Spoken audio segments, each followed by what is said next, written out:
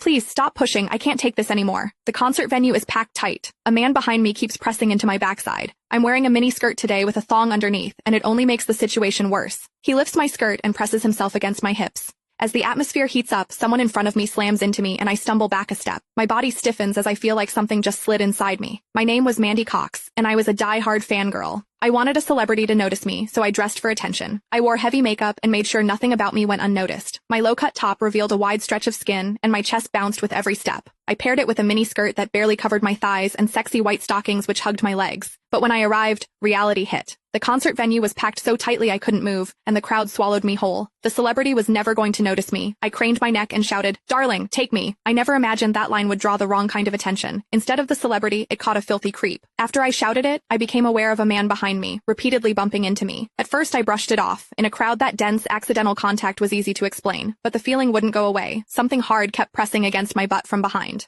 I assumed I'd accidentally backed into his hand where it rested behind me, so I turned and offered a polite apology. "Sorry, I didn't mean to bump into you." He paused, then flashed a leering smile and said, "It's okay, I don't mind." When I turned back toward the stage, I felt him press against me again, more deliberate than before. I kept my attention on the celebrity on stage and shut him out. The man became increasingly brazen, pulling up my skirt and pressing close against my backside. I had only a thong on underneath, which left my butt exposed. I felt his touch directly against my skin and assumed it was his finger. Only then did I realize something was wrong. The pressure was warm and solid in a way a finger could never be. My mind lurched as the truth hit me. In the 20 years of my life, this was the first time a man had ever molested me. Fear surged through me, sharp and overwhelming, and my body reacted with an instinct to flee. But there was no way to move. The concert floor was packed wall to wall, leaving me stuck where I stood. I drew myself tight, bracing as if tension alone could keep the fear out. As I did, my hips closed around the man's so-called finger, trapping it between my cheeks. An unfamiliar sensation followed, and warmth rose to my face. What confused me was that I didn't recoil from it. There was a muted comfort to it, and against my will, it sparked a faint sense of expectation. The man behind me seemed to take it as a signal.